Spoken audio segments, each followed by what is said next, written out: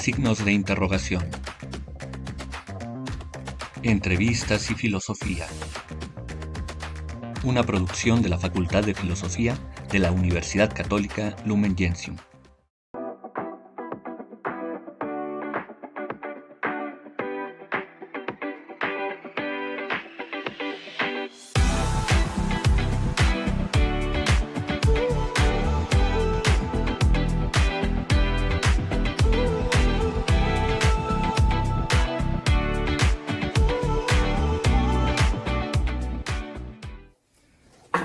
Muy bien, estoy con el doctor Jaime Mario Labastida Ochoa, destacado académico en el área de la filosofía, multipremiado nacional e internacionalmente, investigador, periodista, poeta y escritor, originario de Los Mochis, Sinaloa, y estoy muy agradecido por aceptar esta breve charla, entrevista. Mucho gusto. Bueno, para ir disfrutando de esta charla, haremos lectura de pequeños extractos de la primera parte de su obra, Atmósferas, Negaciones, publicada en su primera edición en el 2017 por la editorial de la Universidad Autónoma de Sinaloa. Así es. Así es. Bien, pues... Pero eso es un libro de poesía. Así es, pero va a servirnos como entrada para nuestras preguntas. Bueno. Y sabemos que, y ahorita lo vamos a platicar, que el arte está muy ligado a la filosofía en ciertas partes, ¿no? Entonces, bueno, la filosofía tuvo orígenes en la poesía, ¿no? Los primeros filósofos eran también poetas. Parménides es el caso arquetípico. Era poeta, escribió el gran poema de Parménides, ¿no? Así es, sabemos que tienen gran vínculo. Así es. Gran vínculo. Bueno. El gran vínculo es la palabra. Ajá. El gran vínculo es el lenguaje. Tenemos aquí una primera parte para una primera pregunta. El 29 de agosto de 2015, en Cuatro Ciénegas, un extracto del poema Desiertos. El viento borrará sin duda estas pisadas, del mismo modo pasaremos. Nada guardará nuestra memoria. Nos hundiremos tristes, en silencio, en el silencio blanco del desierto. ¿Qué ha sido primero en su vida? ¿La poesía o la filosofía? La poesía. La poesía. La poesía, incluso estudié filosofía para tener, digámoslo de esta manera, un sustrato de carácter filosófico más denso en mi poesía. Yo nunca pensé, en aquellas épocas, que me iba a dedicar a la filosofía de manera profesional. Pero, como tantas cosas en la vida, tuve necesidad de dar clases, tuve necesidad de un trabajo y después de probar varios inútilmente, logré ser profesor en la Preparatoria Nacional a los 21 años. Estaba por nacer mi hijo y empecé en 1961 como profesor sin haberme recibido todavía. Había terminado la carrera, pero no había presentado mi tesis de licenciatura. Qué interesante que unas cosas nos llevan a otras. Así es. Bien, en un segundo momento, en octubre de 2005, en las montañas de Corea del Norte, y un extracto del poema Montañas. No tengo miedo de morir, tendría terror en cambio, si hubiera de vivir en este sitio, un prisionero más en las paredes de aire. Bueno, eso sucedió por lo siguiente. Me invitaron a un congreso de poetas en Corea del Sur, en Seúl. Fue organizado por los lamas, por los budistas de Corea del Sur, con la intención de que a través de la poesía hubiera un intercambio entre Corea del Sur y Corea del Norte. Se invitó una enorme cantidad de poetas de todo el mundo. Éramos cerca de 80 los participantes. Y entre ellos estaban, o deberían haber estado, los de Corea del Norte. Pero no se les permitió salir de Corea del Norte y viajar a Seúl, para que no se contaminaran con nosotros. La idea era, si no pasaba eso, cruzar la frontera y llegar a Corea del Norte. No sé cuántos mexicanos hayamos estado en Corea del Norte, yo creo que muy pocos a lo largo de toda la historia. Fui uno de los que pasó por ese terror, porque al salir del hotel, pues nos dijeron que no podíamos llevar ni cámaras de televisión, ni teléfonos. Yo tomé unos libros en español. porque qué iba a hacer allá en Corea del Norte, sin conocer a nadie. Me dijeron, tampoco puede llevar libros, se los van a decomisar. Cruzamos por la frontera, íbamos en autobús, y la frontera entre Corea del Norte y Corea del Sur es una tierra de nadie. Hay no sé cuántos metros, quizás medio kilómetro, 1 kilómetro de un lado y otro, que es tierra árida, y alambre de púas, tanques, gente armada de una parte y otra. Tuvimos que caminar para llegar a migración con la pequeña maleta que llevábamos, de un lado y de otro. El autobús pasó por otro lado y nos subimos a él y dimos a vuelta de rueda, porque desde unas colinas nos observaban con telescopios, con binoculares. Qué experiencia tan fuerte, Es espantosa. me imagino. Y en lugar de que nos llevaran a la capital de Corea del Norte, a Pyongyang, nos llevaron a un hotel en las montañas para mantenernos aislados de la población, para no contaminar a nadie. Y tampoco ahí fueron los poetas de Corea del Norte. Bueno, por la mañana yo me levanté, no tenía nada que hacer, no podía leer, no se podía ver la televisión porque todo estaba en coreano, y empecé a caminar, unas montañas muy bellas, en un bosque, aislados por completo de la población norcoreana. Y de súbito me salió al paso un soldado con una bandera roja y una metralleta, me dijo que no podía pasar por ahí, en el bosque. Entonces me di la vuelta y traté de avanzar por otro sendero, y allá también salió otro soldado, igualmente con metralleta y bandera roja, y me impidió caminar. Bueno, esta experiencia no la había tenido en ninguna parte. No conozco ningún otro país socialista salvo Cuba, a donde fui varias veces. Nunca recibí ahí un trato como ese, ni los demás. Luego fuimos a almorzar también a una montaña con un riachuelo, muy bello el riachuelo. Lo toqué y me dijeron que no puede tocar el agua porque la contaminaba también. Entonces, mi experiencia en Corea del Norte fue una verdadera, pues un pasmo espantoso, y es lo que un poco se expresa en ese poema, ¿no? Precisamente se siente, porque el arte se siente y se interpreta de acuerdo a la propio lenguaje, ¿no? Precisamente la pregunta sobre ese extracto de ese poema es sobre la territorialidad, ¿no? ¿Qué ha significado seguir la vocación y llamado de la filosofía en un México como el de la segunda mitad del siglo pasado? Bueno, yo repito, empecé a dar clases en la Preparatoria Nacional desde los 21 años. Las clases eran de carácter general, obviamente las que se impartían en la preparatoria en aquellas épocas.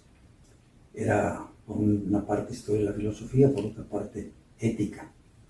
Y en dos planteles, en la preparatoria número 4 y en la preparatoria número 7 daba clases.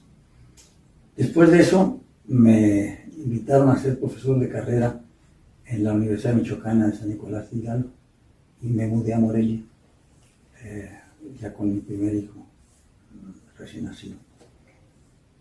Viví casi 3 años en Morelia, hasta que hubo un movimiento de carácter estudiantil, mataron a un estudiante. Yo era el presidente de la Federación de Profesores, y bueno, se deshizo la facultad, fue cerrada, el ejército entró en la universidad. Fue la primera vez que en la época de Díaz Ordaz el ejército se volvió universitario, que entró en la universidad. Después fue en la Universidad de Sonora y posteriormente en la Universidad Nacional. Y yo regresé a la Ciudad de México, presenté finalmente mi tesis de maestría, me gradué en 1968 y en 70 empecé a dar clases en la Facultad de Filosofía y Letras como profesor de carrera.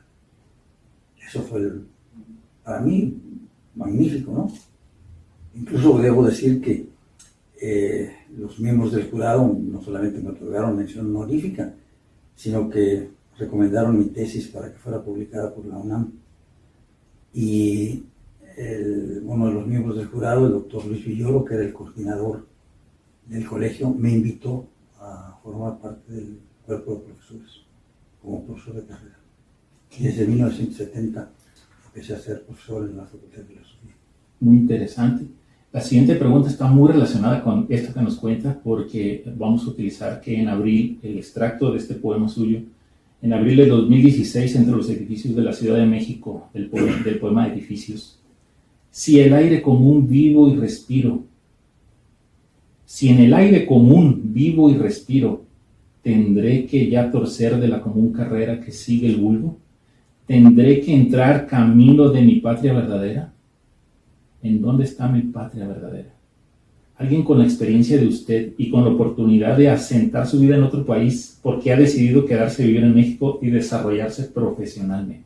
Bueno, ese poema al que hace referencia y de todo ese conjunto de poemas es un largo diálogo con el capitán Francisco de Aldana, que escribió un largo poema, es una epístola dirigida a Arias Montano. Benito Arias Montano. Benito Arias Montano, el gran filólogo, editor de la Biblia, políglota. Bueno, él plantea ahí, dice, quiero entrar en el secreto de mi pecho y buscar en él mi interior hombre. Entonces, eso es lo que me hace dialogar con Francisco Aldana, el capitán Francisco Aldana, que ya no tuvo tiempo de llevar a la práctica lo que postulaba en esa epístola. Murió al año siguiente en la batalla de Alcázar-Quibir. En Marruecos. En Marruecos. Exactamente. Sí, pues continuando con la entrevista, tenemos aquí un extracto también escrito en enero de 1987 en Mazatlán, Sinaloa, del poema Crepúsculos. Bueno, no están escritos en esas fechas. En esas fechas fueron las sensaciones que yo reproduzco ahí. ¿Sí? Digamos que se dan a luz en esas sensaciones, ¿no? Así es. Sí. Entonces yo, que aquí agonizo, le pregunto temeroso al corazón, ¿dónde está? ¿Dónde va? Si vive o qué si se ha hecho. vive o qué se ha hecho, y aún hoy carezco, pese a todo, de respuestas. Es el diálogo con Francisco de Aldana. Es lo que está subrayado en cursivas, son versos de Francisco de Aldana. Ajá, es muy bonita epístola, tuve la oportunidad de leerla, y la pregunta es, a propósito de este extracto de su obra Atmósferas, Negaciones, y del ejercicio filosófico de ir tras lo que no se sabe aún, el plantearse preguntas profundas que exigen respuestas también profundas, ¿cómo se logra ese equilibrio entre navegar entre esos mares internos del conocimiento que implica el ejercicio filosófico y lo cotidiano? Bueno, siempre está imbricado lo cotidiano con lo filosófico en mi caso. Es decir, se vive de una determinada manera y se da respuesta a esa manera de vivir. No hay otra posibilidad, a mi juicio, a mi punto de vista. Hay que, sin embargo, superar esa cotidianidad. Un poco que no te absorba, digamos, la vida cotidiana para que puedas reflexionar sobre ti mismo y entrar en el secreto de tu pecho. Pero pues eso te lo da también la filosofía, ¿no? De hecho, todos hacemos filosofía en diferente grado, seamos académicos o no, o sí, o estoy en lo incorrecto. Bueno, yo pienso que todo el mundo, todas las personas piensan, pero no todos hacen la reflexión filosófica. Para eso se necesita un cierto método y un cierto rigor. Bien, que lo diga usted. Bien, en enero de 2016 nace en la Ciudad de México un poema llamado Mujer. Es verdad que en ocasiones sacude la tormenta hasta sus labios. Verdad también que nos carcome a veces la imprudencia. Pero solo por ella he sostenido la duda amarga de vivir muriendo. La poesía ha sido parte de usted a lo largo de todo su ejercicio académico y por lo que podemos notar de su vida. En su experiencia, ¿cuál ha sido el diálogo interno entre su Jaime poeta y su Jaime filósofo? Y si este diálogo ha propiciado en usted el desarrollo de su apreciación estética. Bueno, es obvio. Yo leo al mismo tiempo poesía y filosofía. La mayor parte de los libros que ves aquí son evidentemente de ensayo. Son libros de filosofía, de historia, de economía, fundamentalmente filosóficos. Hay toda una sección filosófica. Pero hay también toda una sección poética. Ahora, ¿qué poesía es la que me interesa? Por supuesto. Me gusta muchísimo la musicalidad de un García Lorca, pongamos por caso. Pero para mí los poetas fundamentales son los que hacen las preguntas más importantes. Por eso mi diálogo con Francisco de Aldana, por eso mi interés por El primero sueño de Sor Juana, mi interés por Muerte sin fin de Gorostiza, mi interés por Cementerio Marino de Paul Valéry. Esto es lo que, digamos, me conmueve, lo que me llama más la atención. No desdeño de ninguna manera a Góngora, pero prefiero a Quevedo. Y, digamos, oscilo entre uno y otro. Los versos de Quevedo son muy difíciles de entender, pero una vez que uno los comprende, una vez que encuentra el sentido de lo que dicen, pues se encuentra con que es un sentido banal, no tienen mayor trascendencia. En cambio, los poemas de Quevedo te conmueven desde lo más hondo, ¿no? No es igual leer a Quevedo que a Góngora. Góngora es muy difícil. Templado pule en la maestra mano el generoso pájaro su pluma, o tan mudo en la alcándara que en vano a un desmentir al cascabel presuma. Yo muchas veces leo este poema ante un público y pregunto si entienden lo que quiso decir el poeta. Y muchos dicen, claro, pues son los halcones que vigilan en el ejército. No, pues sí, es el escritor que pule su pluma. No, es un simple pájaro de cetrería, un ave de cetrería que está puliendo su pluma. ¿Y usted ha encontrado más filosofía en la poesía o más poesía en la filosofía? En la filosofía casi no encuentro poesía. Es muy difícil. ¿Qué tendrá? Una parte artística, esa parte sensible, trascendental, del bien, la belleza, la bondad, los trascendentales de la filosofía. Es muy difícil encontrar filósofos que escriban de manera estética. Digamos un Platón, un Parménides, un Heráclito. Digamos, tienen cierto aspecto estético, pero al filósofo le interesa simplemente encontrar la mejor manera de decir lo que piensa.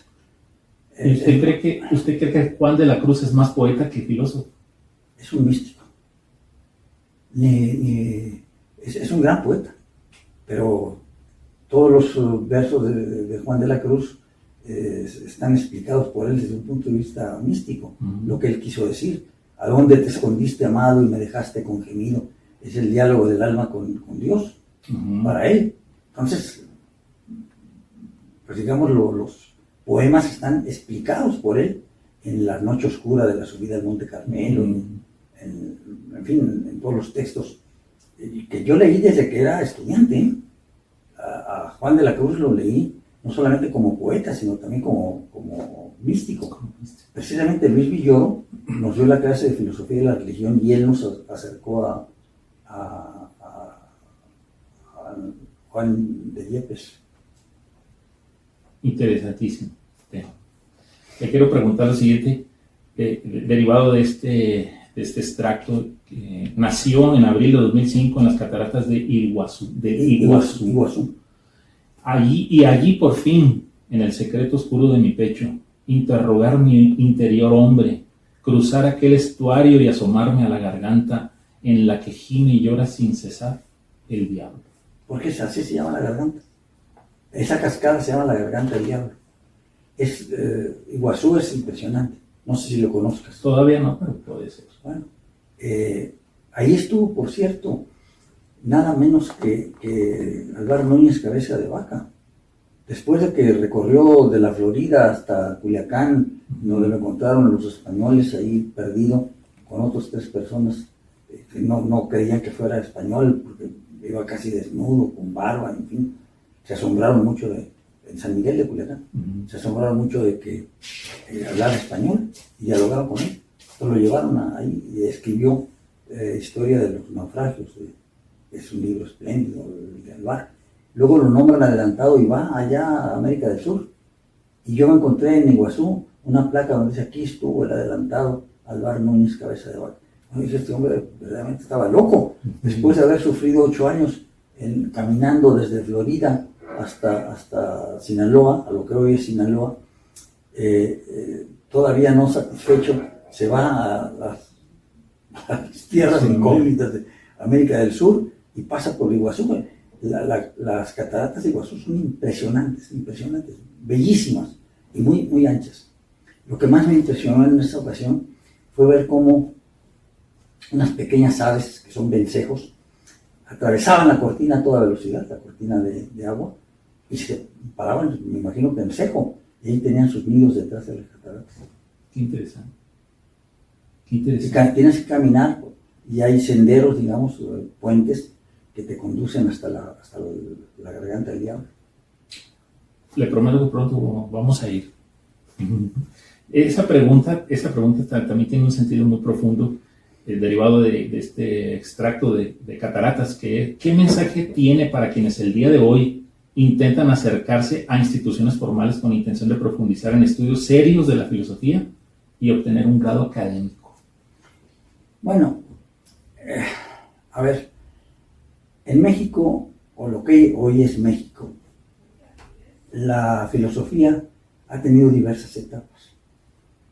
Se habla ahora mucho, a partir de lo que escribió Miguel León Portilla, de filosofía náhuatl, o la filosofía de los pueblos amerindios. Yo discutí incluso en alguna ocasión con Miguel León Portilla, que era muy amigo mío, y dije, ¿no crees, Miguel, que en realidad se trata de un pensamiento mítico, un pensamiento mitológico, que no es filosofía propiamente hablando? Me dijo, puede que tenga razón. No me dio la razón, pero abrió la posibilidad de que yo la tuviera.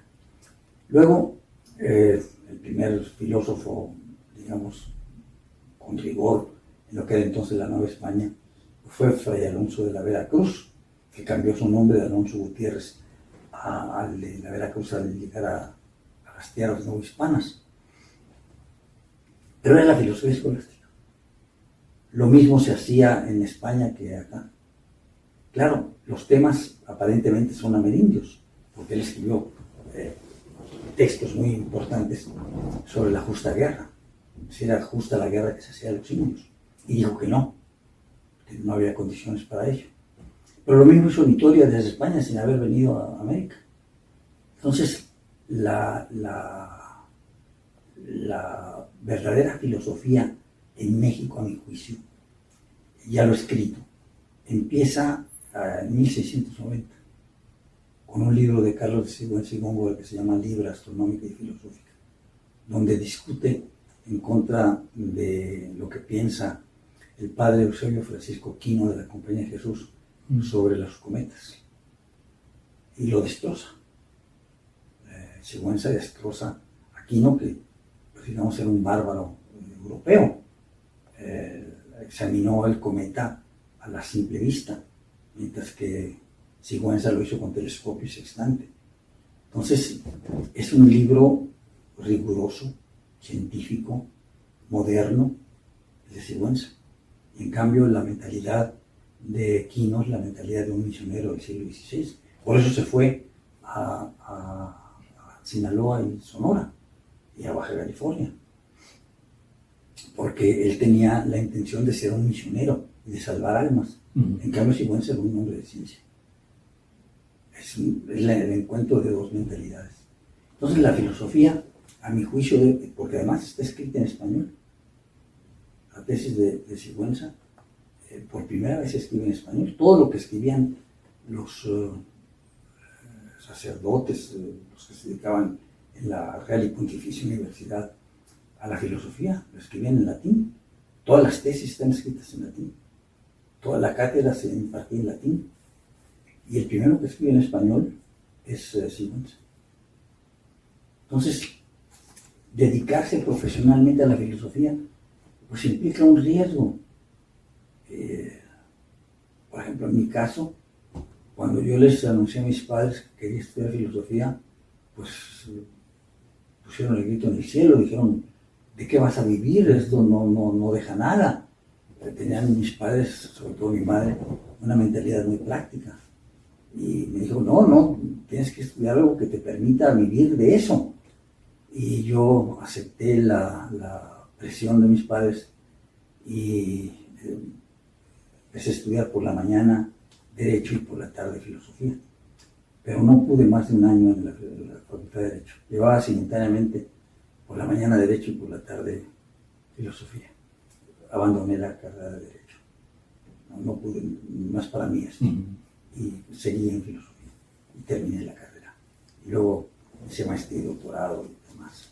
De algún modo, lo que nos quiere decir es que a lo largo de las décadas el riesgo de tomar como opción formal la filosofía es casi el mismo, ¿no? Es un riesgo. Bueno, pero, a ver, mucha gente se queja de que no hay escritores profesionales en México. Si por tales entendemos los que viven de lo que escriben. Ni por ejemplo Luis Espota, que fue mi amigo, cuyas novelas se vendían por centenares de miles. Cada vez que aparecía una novela de Luis, pues vendía 100,000 ejemplares, digamos así, la primera edición. Era verdaderamente asombroso. Pues ni él vivía de eso. Tenía que dedicarse al periodismo, tenía un programa de televisión, porque no le alcanzaba, digamos, lo que ganaba con los libros. Los libros no, en México no te producen ganancias suficientes como para vivir de ellos. Y yo nunca he vivido de la literatura, he vivido para la literatura. Por eso me dediqué a la cátedra. Después entendí que la cátedra me satisfacía no solamente desde el punto de vista personal, sino que me producía un ingreso suficiente para vivir. Finalmente, contrariamente a lo que suponen mis padres, la filosofía me ha permitido vivir con cierta holgura. No soy una persona rica, ni mucho menos, pero no me quejo. He vivido como he querido y he satisfecho mis necesidades. Fui profesor de carrera, después fui funcionario en Bellas Artes durante 8 años, renuncié porque no estuve de acuerdo con lo que querían mis jefes que yo hiciera, y luego pues durante 31 años dirigí una editorial, Siglo XXI Editores, y he vivido de eso para poder dedicarme a escribir lo que yo quiero, sin tener la urgencia de publicar algo para que me produzca de qué vivir. Esa multifuncionalidad de la que nos habla, porque tal parece como está planteando que la multifuncionalidad permite una plenitud, sea laboral, vocacional, personal y todos los etcéteras. Por aquí aparece una pregunta dedicada a eso que ahorita le vamos a hacer. Tenemos aquí esta pregunta que inicia con un extracto que nació en abril del 89 entre Berlín Occidental y Berlín Oriental, del poema Puertas. ¿Qué puerta se abre? ¿Hacia qué oscuros horizontes? El aire es transparente, una barrera, un espejo, cristales que enturbian las imágenes. Y la pregunta que acompaña a este extracto es: ¿qué posibilidades tienen las nuevas generaciones en un país como el nuestro de generar aportaciones significativas de cambio desde la arista académico-filosófica? A ver, déjame situarte primero en ese poema. Yo fui invitado a recorrer la República Federal de Alemania antes de que cayera el muro de Berlín en el año 89. El muro cayó en el 1089. Y fui a Berlín Occidental. Pero yo sabía que en Berlín Oriental estaban los grandes museos, en la zona que se llama de las islas, que crean las corrientes de los ríos. Y esa puerta es la puerta de Babilonia. Es uno de los museos más bellos que yo haya conocido nunca en mi vida, el Museo de Pérgamo. Porque bajo grandes domos está la puerta de Babilonia por una parte, de ladrillos esmaltados fundamentalmente en azul, y en otro está el templo de Pérgamo. ¿Por qué están ahí? Pues porque después de la unificación de Alemania, que logró Bismarck en 1870-71, se consolida Alemania como una gran potencia. No lo era. Y va hacia Turquía, lo que es hoy Turquía. Y ahí se encuentra con estos grandes monumentos. Y los expropia, los saquea y los lleva a Berlín. Berlín era solamente la capital de uno de los tantos reinos que había entonces en lo que hoy es Alemania, el reino de Prusia. Y ahí es un museo verdaderamente fastuoso, increíble, maravilloso. Pero ¿cómo crucé de Berlín Occidental a Berlín Oriental? en un autobús que fue revisado con espejos debajo del chasis. Se nos examinó a todos a ver qué llevaba. Pocos días después o pocos meses después cayó el muro de Berlín. Entonces, son experiencias traumáticas y al mismo tiempo muy, muy importantes para uno. ¿Qué puede hacer una persona ahora en filosofía? Bueno, ahora hay muchas escuelas de filosofía. Cuando yo estudié, entré en la facultad en 1957, pues solamente empezaba un poco la filosofía en la Iberoamericana y estaba la facultad de filosofía. Como academia. Como academia, sí. No había la carrera de filosofía.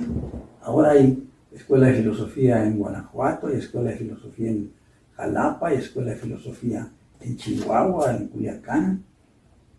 Hay muchas carreras, hay todo un gremio de filósofos ahora en la Asociación Filosófica Mexicana que yo presidí en su momento.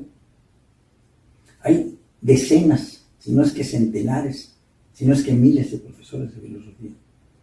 Pero una cosa es ser profesor de filosofía y otra cosa es ser filósofo, ¿no? El profesor de filosofía es un técnico, como el médico es un técnico. El que hace las aportaciones a la ciencia es el que investiga, el que encuentra algo nuevo. Entonces todavía no tenemos eso en México. Tenemos una historia de la filosofía, tenemos un gran aparato técnico, pero no tenemos grandes filósofos. Bueno, pues esperemos que todo esto impulse nuestra audiencia. Pues digamos, hay un fermento, Uh-huh. hay una masa crítica de la cual puede surgir en algún momento filósofos, pero hasta el momento no tenemos grandes filósofos. Interesante. Tengo en abril de 2016 en Chapultepec, aquí muy cerca, el extracto del poema Casas. La música de Bach, solo esa música, nada más que la vida. Entrar en nuestra médula sangrante hasta el fondo sin fondo de uno mismo, hasta el duro interior que es mi ser hombre. A propósito también de su reciente ensayo Filosofía en México, donde menciona que México es un país en proceso de ser y que la filosofía es un fenómeno del lenguaje. ¿Qué postura tiene en relación al ejercicio de la filosofía en un México donde se manifiestan influencias de nuevos modos de expresarse, modos globalizados que están propiciando cambios sustanciales en nuestro lenguaje cotidiano? Bueno, pero la filosofía tiene un lenguaje técnico. Por más que se quiera o no, hay que desarrollarlo. Yo no estoy de acuerdo con lo que sostenía Heidegger de que solamente hay dos lenguas filosóficas. Para él las únicas dos lenguas filosóficas eran el griego y el alemán. Incluso, por ejemplo, el primer gran filósofo alemán o de lengua alemana, Leibniz, a mi juicio el primer gran filósofo, no escribía en alemán, escribía en francés y en latín. Y si uno lee con ojos críticos la crítica de la razón pura de Kant, se encuentra que hay una enorme cantidad de términos que vienen de la tradición, aunque él les da otro giro. Estética trascendental, toda una serie de términos utilizados por Kant son comunes en la filosofía escolástica y en la filosofía occidental desde muchos años atrás. Él les da un cambio, les da un giro, digamos, lo que se llamó después la revolución copernicana, ¿no? Que empieza desde luego con Descartes. Pero ¿qué es lo que pasa? ¿Hay nuevos giros en el español en México? En el caso de la filosofía, pues desde luego las lenguas son organismos vivos y admiten una gran cantidad de palabras que vienen de otras lenguas. Además, no todos los objetos están ya creados. Hay continuamente nuevas herramientas a las que tienes que darles un nuevo nombre, y en algunos casos esos nuevos nombres vienen de lenguas extranjeras. Tú, por ejemplo, usas continuamente la palabra jardín, ¿no? Tú aquí tienes un jardín. Esa palabra entró hace un poco de tiempo en el español. Es francesa, jardin. ¿Por qué? Porque si tú ves las construcciones coloniales, no tenían jardines, tenían patios.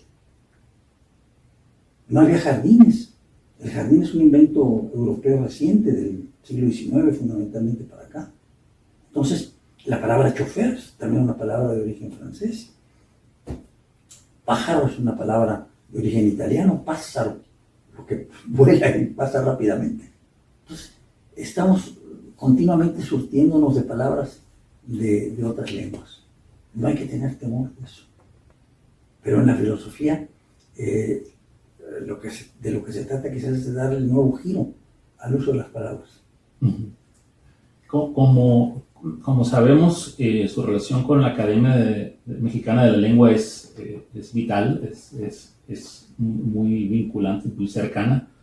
Y quizá podamos agregar a esta pregunta cómo montarse la filosofía, cómo montar la filosofía en un lenguaje que está globalizado, modernizado y muy influenciado por nuevos modos, los modos actuales, esas desviaciones aparentes, no quería usar esa palabra, esas modificaciones sustanciales del lenguaje, en este caso el castellano, porque estamos hablando del lenguaje que usamos cotidianamente. ¿Cómo se adapta ese tecnicismo filosófico en lenguajes muy modernos que están aparentemente desvirtuando las bases de nuestro lenguaje? No las alteran. La estructura sintáctica y la morfología de nuestro lenguaje es la misma.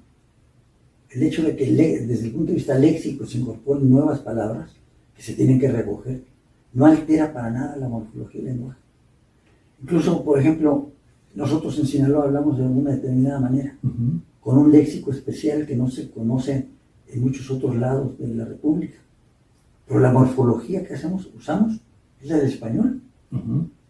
Decimos vitachis en lugar de avispas, decimos ibolis en lugar de renacuajos, decimos mochomos en lugar de hormigas. Y bichis en lugar de desnudos. Bichis en lugar de desnudos, cholis en lugar de codornices. Bueno, y eso altera la estructura del lenguaje, ¿no? Es la incorporación de palabras de origen caica. Y si le pregunto si el lenguaje inclusivo altera esa morfología. Bueno, ¿en qué medida el lenguaje inclusivo va a permanecer? No lo sabemos. A ver, mucha gente tiene temor de lo que produce la tecnología. Te voy a poner un ejemplo que me ha asombrado mucho. El telégrafo se usa ya. Prácticamente no. Y sin embargo, hace unos años, todavía 50, 60 años, el telégrafo era un medio de comunicación muy importante. Y como te cobraban por palabra, concentraba las palabras. Encuéntrome terribles problemas. Suprimías las preposiciones, los artículos, para no pagar más por palabra. Aunque una palabra fuera muy larga, te cobraban por una sola palabra. ¿Quién usa ahora el telégrafo y esa forma de escribir? Prácticamente nadie. La gente se asusta mucho porque los correos electrónicos se ponen TQM, ya saben que quiere decir te quiero mucho. Se sigue escribiendo así, casi ya pasó de moda. Sigue existiendo la palabra chido, que mucha gente decía la academia la tiene que incorporar porque es una nueva palabra que está de moda. ¿Sí, de moda por cuánto tiempo? Se incorporó, se sedimentó. Los diccionarios no son, digamos, canónicos. Los diccionarios recogen las nuevas palabras según su extensión en el tiempo y en el espacio. Otros son regionalismos. Muchas de las palabras que usamos en Sinaloa solamente se usan en el sur de Sonora y en el norte de Sinaloa, de Culiacán hacia arriba, ni siquiera en Mazatlán. Mazatlán y Escuinapa hablan, bueno, sobre todo en Mazatlán, que durante muchos años fue, en tanto que puerto, un lugar de tránsito de una enorme cantidad de gente de fuera. No se habla igual que en Culiacán y en Mochis y en Guasave y en Guamuchi, ni en Sinaloa de Leiva, que por cierto fue el origen de todo Sinaloa, la población que hoy llamamos Sinaloa de Leiva. Estaba el río, la población le dio el nombre al estado a lo largo de los ríos. Ahora es una pequeña población marginal de segundo o tercer nivel en el propio estado, ¿no? la gran población se ha desarrollado en los valles, porque es donde está la agricultura. Entonces, no hay que tener temor del avance de la tecnología y de la incorporación de nuevas palabras. Mientras no se altere y no se altera la estructura fundamental del lenguaje.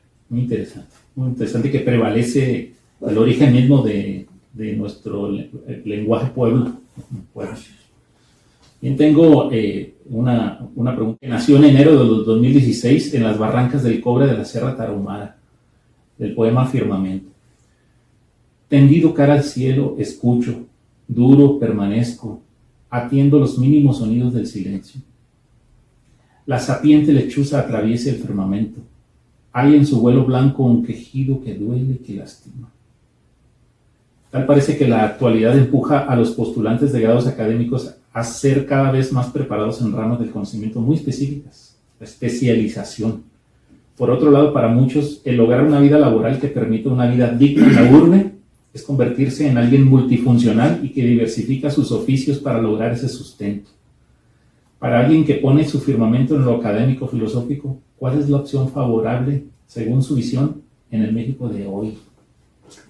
A ver, David, ese poema lo escribí, yo había pasado hace años por la Barranca del Cobre en el ferrocarril Chihuahua Pacífico. Hice el recorrido de Chihuahua a Los Mochis, pero luego con mi mujer y mi hija en sentido inverso fui de Los Mochis a la Barranca del Cobre.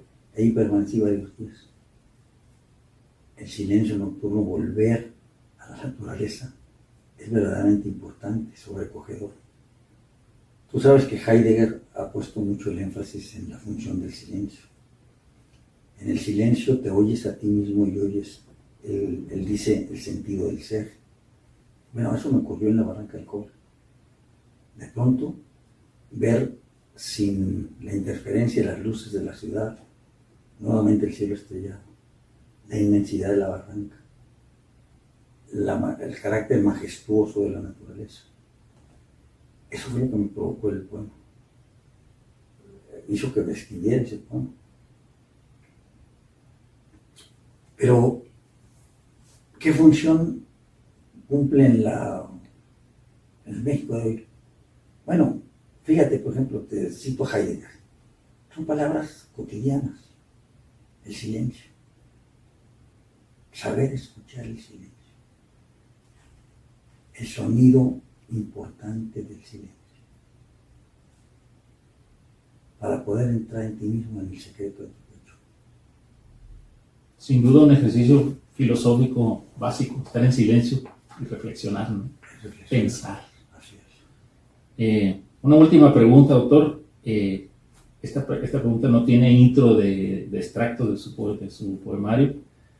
¿Cuál es la satisfacción más profunda de Jaime Labastida tomando en cuenta la experiencia que ha tenido en el plano laboral, académico y filosófico? Algo para compartir con la audiencia de la Universidad Católica Lumen Gentium. Bueno, un día un sobrino mío, el hijo de mi hermano mayor, me preguntó si yo había logrado lo que me había propuesto a lo largo de mi vida. Y mi respuesta fue muy sencilla. Le dije, te planteas una meta, la superas y surge otro nuevo obstáculo. Te planteas una nueva meta, tienes también que superarla.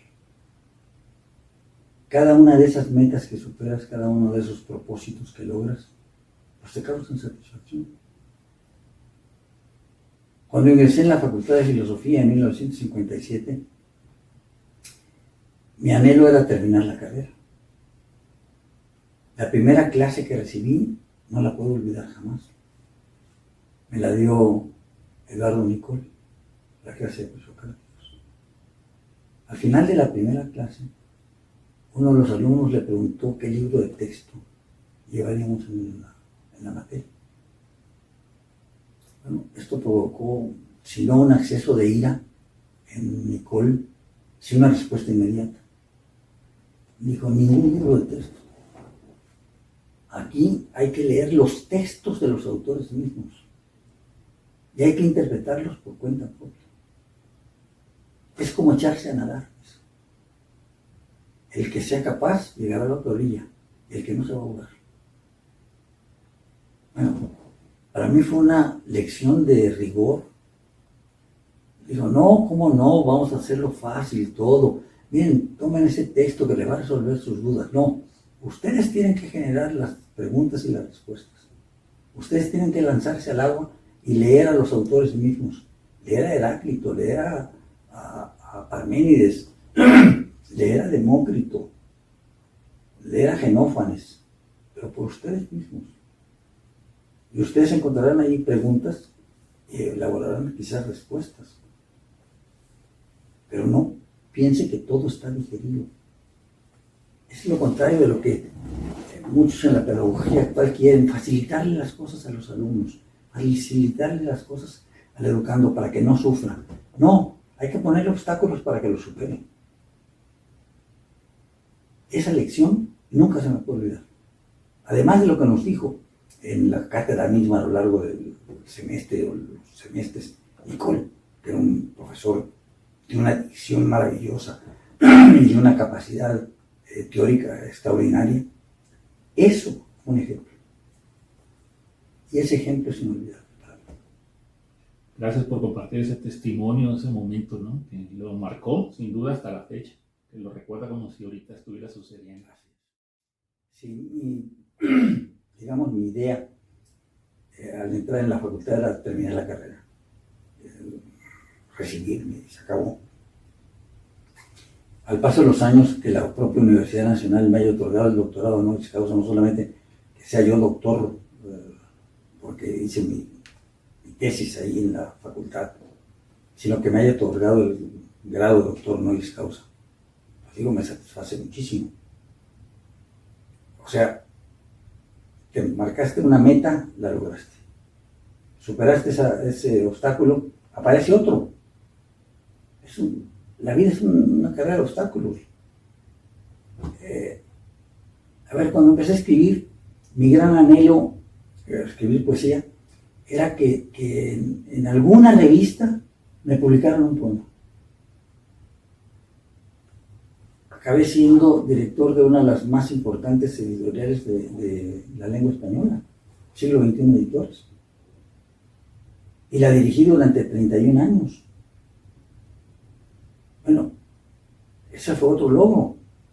¿Qué es lo que más satisfacción me ha dado? Bueno, me ha dado mucha satisfacción haber hecho eso. Me ha dado mucha satisfacción ya no solamente publicar por casualidad en una revista, sino en los muchos libros que tengo publicados. Quizá demasiados. ¿Y cuál es la meta siguiente de Jaime Labastida? Pues en este momento están por aparecer 3 o 4 libros míos.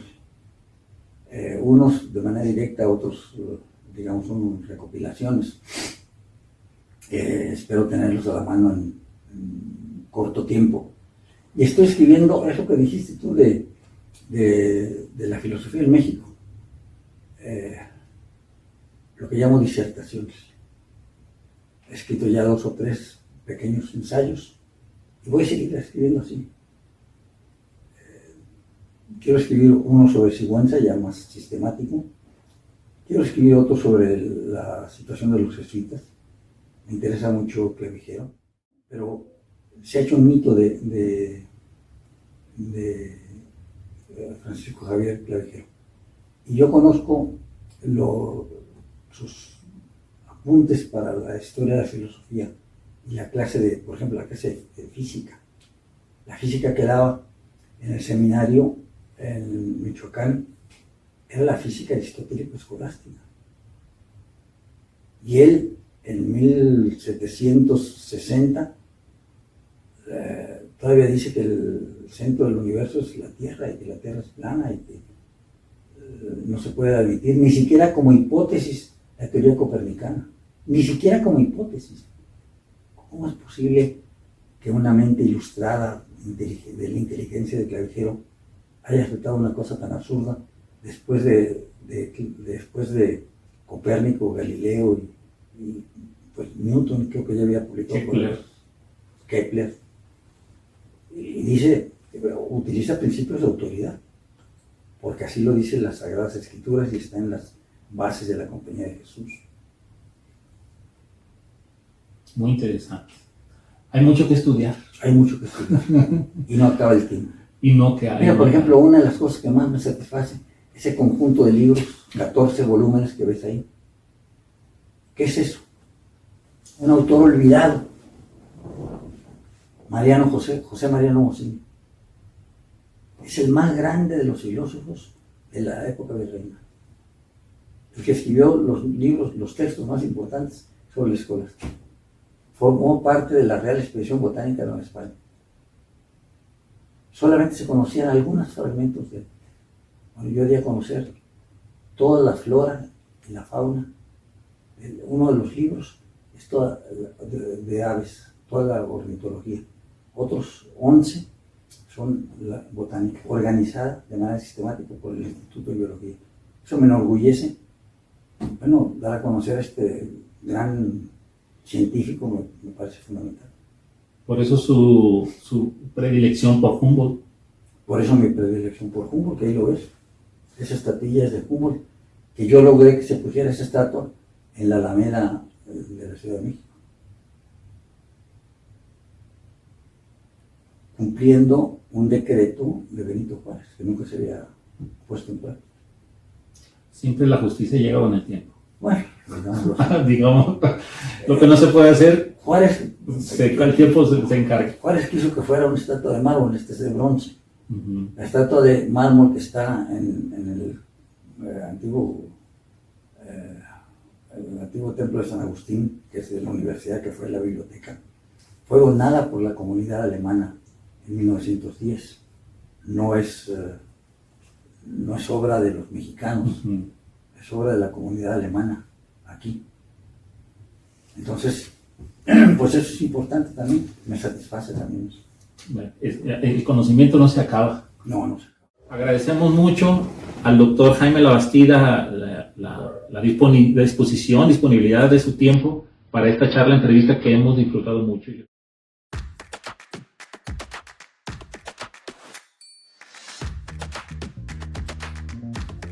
Signos de interrogación.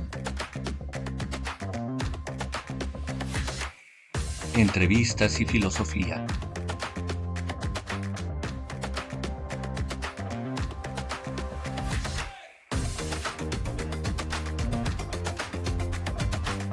Una producción de la Facultad de Filosofía de la Universidad Católica Lumen Gentium.